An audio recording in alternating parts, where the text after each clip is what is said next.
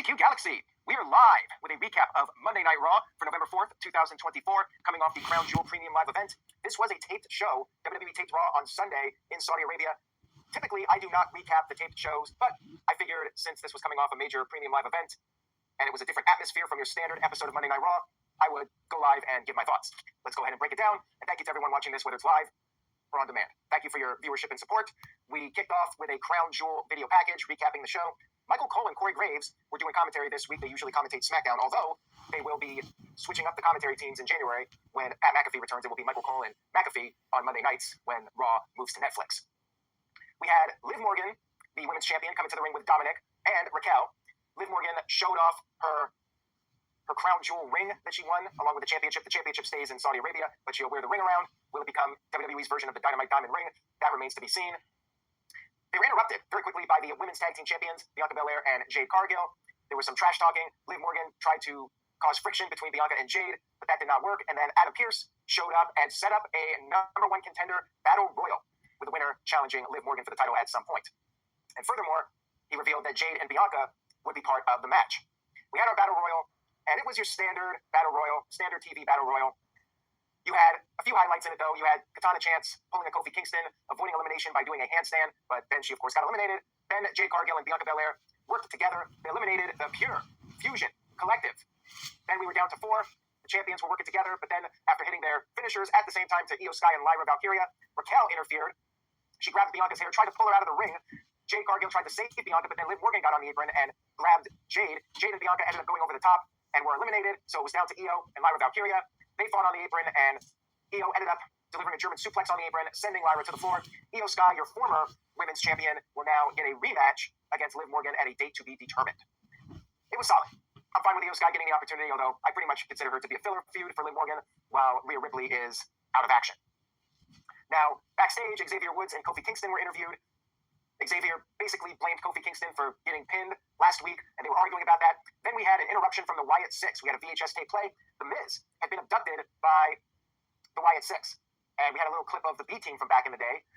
Then Miz tried to say it wasn't him that was involved with the Final Testament. He's not part of the group. He has nothing to do with what they're doing. But Bo Dallas showed up and revealed that he doesn't care about the Final Testament. They care about the Miz. They want the Miz. And then video cut out as the Miz was seemingly about to be murdered by the Wyatt Six. I want to be interested in this. I like the fact that they're trying something different, and it's out of the box a little bit, but man, I really don't have much interest in the Miz versus Bo Dallas at this point. I hate to say it because I really want to like the Wyatt Six. I feel like they need more in-ring time, and it's getting a little bit too goofy. But, people enjoy the B-Team reference, so at least they're on TV at this point. I'll say that much. We had some footage of Bill Goldberg announcing that he will be coming back for one more match. He will be facing somebody. We don't know who, we don't know when, but the indication is that it will in fact be Gunther, as teased at Bad Blood last month. Goldberg coming back. Unfortunately for him, I feel like he's going to be overshadowed by John Cena's retirement. We'll see what happens and what they end up doing with Goldberg and Gunther. Will it be WrestleMania? Will it be another pay-per-view? I guess that remains to be seen. I'm like whatever at this point. As long as Goldberg is putting over Gunther, I really don't care.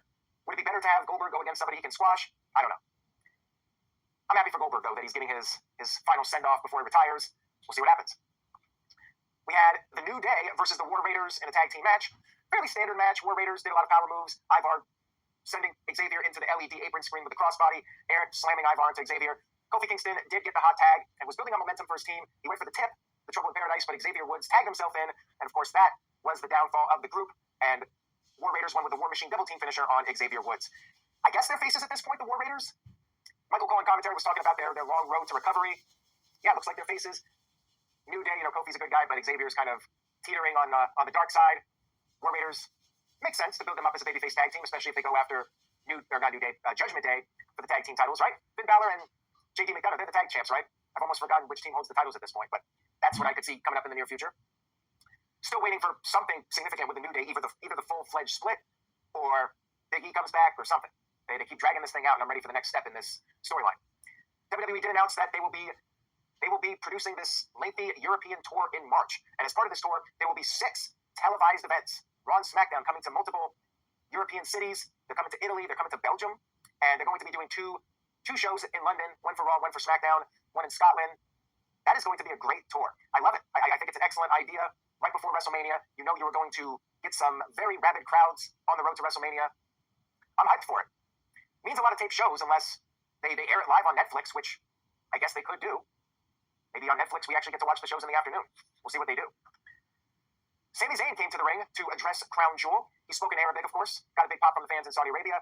We had Jey Uso quickly interrupt, and he questioned if the haluva kick to Roman Reigns was an accident or not. Now, before Zayn could answer, Jimmy Uso came down.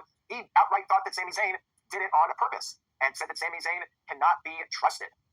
Now, Sami Zayn brought up how if anybody cannot be trusted, it's Jimmy. Jimmy was on good terms with them, and one by one, Jimmy kicked them all in the face, including Jey. Crowd was chanting Sami Uso, and then Zayn said he doesn't hate Jimmy. He said Jimmy's not a bad guy, but Jimmy makes a lot of bad decisions. Kind of sounds like Jimmy McGill. Now, Sami Zayn said that he came to Crown Jewel to help out Jey. And he said for a minute, when it was the four of them in the ring with Roman Reigns, it felt like old times. It felt pretty damn good. But then, just like it always does, it falls apart. Sami Zayn said he's not doing this again. He said he's not going to be put on trial again. He loves Jey, but he's out. He left the ring, and then Jey got on the mic. He asked Sami Zayn to appear on SmackDown so all four guys can talk it out. Jimmy then said Sami Zayn is not family, but Jey said Sami Zayn is family. He sees three Usos. He sees Jimmy, Jey, and Sami Uso. It was a very effective segment to set up the reunion. Will it happen on SmackDown?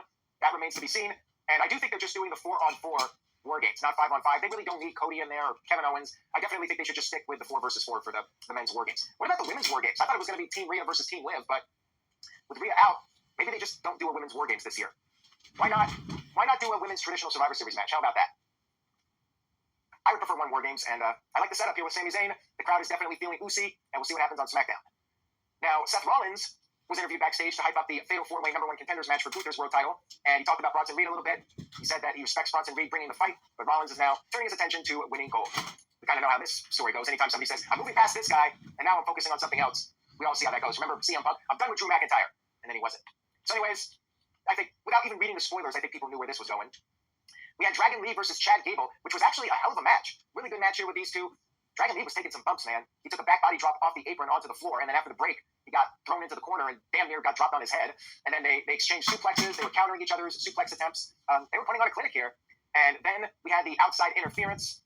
We had Chad Gable trying to cheat with his feet on the ropes, and Zelina Vega stopped him, pushed his feet off. Ivy Nile attacked Zelina Vega, and then Rey Mysterio ran down, and in all the chaos, Chad Gable tried to grab at Rey's mask. Rey kicked Gable, and that allowed Dragon Lee to take advantage. Dragon Lee pinned Gable with I believe the finisher is called the Operation Dragon. Dragon Lee picks up a win. Definitely worth checking out. If you missed Raw, this is one I would recommend checking out. Very good match with these two. And then backstage, Gunther and Ludwig Kaiser were interviewed about Crown Jewel. Gunther losing to Cody Rhodes. Kaiser said it was luck, but Gunther cut him off, admitted that Cody was the better man, and said it's up to him and Kaiser to do better.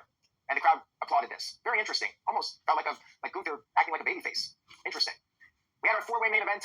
Damien Priest versus Seth Rollins versus Sheamus versus Dominic Mysterio. Good main event here with these four. Dominic trying to avoid the other three, but that did not work out for him.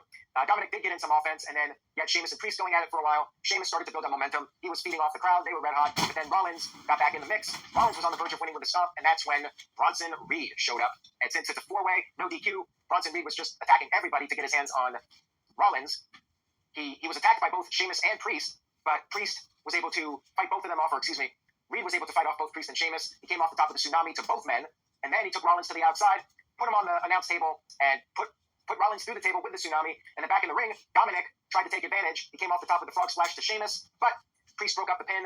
Dominic hit the 619 to Priest, and then went up top for the frog splash, but Priest got to his feet. He caught Dominic and picked up the win with the South of Heaven chokeslam. And then after the match was over, we had Gunther in the ring, a little face-off with Priest to set up their world title match at a date to be determined. They did not say it was at Survivor Series. What's up with CM Punk? I mean, he wasn't going to be in Saudi Arabia, but I thought we were going to see CM Punk go for the world title after he was done with Drew. But no mention of CM Punk. Drew McIntyre taking a break, spending time with family. Shout out to Galvin316 on X. Thank you for tuning in. I appreciate it. This was interesting. I mean, Priest getting his rematch, cool. Is this Survivor Series worthy? I'm not sure. I think a lot of us were expecting CM Punk in the Survivor Series spot. Maybe they're going to save it for Saturday night's main event. Both #1 contenders matches, they did not confirm when these matches will be taking place. So it is possible that WWE will save them for Saturday night's main event instead of Survivor Series. But in that case, what are you doing for Survivor Series?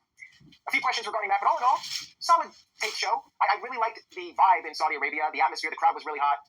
I like the arena. Like when they showed clips from Raw, every NBA arena pretty much looks the same. Like with a few variations, but the look of the show is always the same. At least in Saudi Arabia with this venue, you have that LED screen with Raw, and they have different lighting. It just has a different vibe, and it felt fresh. I liked it in that sense. The show itself was pretty solid, more about building up SmackDown and then setting up new number one contenders. But it wasn't too solid, or it wasn't too bad, I should say. I'd probably go with a B-. Not a must-see Raw by any means, but I did enjoy it. I liked the Sami Zayn segment. The matches were good. The crowd was hot. It was an easy watch for 2 hours. Now, I want to give a shout-out to Walter Cruz, Ranger of Wrestling, who sent in a $5 super chat. Thank you for that, Walter. Walter says, for the women, do another multi-team for the tag team titles, but you have to eliminate both members of each team. You get the titles on pay-per-view and an element of Survivor Series. That's an interesting idea for Survivor Series. I mean, I definitely would not be opposed to it, and you get more people on the show. I'm all for them trying some different concepts for Survivor Series. I, for one, love the old school Survivor Series matches. You know what I would like to see them bring back? I would like to see the wild card match bring back. If you're going to do a women's match, I wouldn't mind seeing that. Maybe have Liv Morgan being forced to team up with Bianca Belair and Jade Cargill or something like that. Could make for an interesting match, where Tiffany Stratton is on one side and Nia Jax is on the other side. Doesn't even have to be Raw versus SmackDown. Just have it be completely wild card at random. I missed that match. I think that's a very underrated Survivor Series match from 1995, the wild card match. I mean, WWE loves the can they coexist concept, so why not? That's an idea. I think a solid idea from Walter. You could do that. But yeah, I hope we get the traditional Survivor Series match this year, and I would be fine with just the men doing the War Games match. You know, doesn't always have to be strictly equal. Men have a War Games match, so women have to have one as well. You don't have to do that. Plus, the women get the Royal Rumble match. I still think they should do 2 nights for that, though. Anyways, guys, thank you all for tuning in to the live stream tonight. And Wednesday, I will be recapping both NXT and AEW Dynamite for the first time in quite a while, a couple of years at least. I will be watching both shows simultaneously. It's tough, but I'm going to do it. I'll be recapping both shows and giving my thoughts. Nodq Review, Tuesday night, 7 p.m. Eastern, 4 p.m. Pacific. We'll be talking about the fallout from Crown Jewel and what's to come with Survivor Series. So tune in for that. Have a great week, everyone. Stay safe. Say yes to Nodq.com, and I will see you all next time.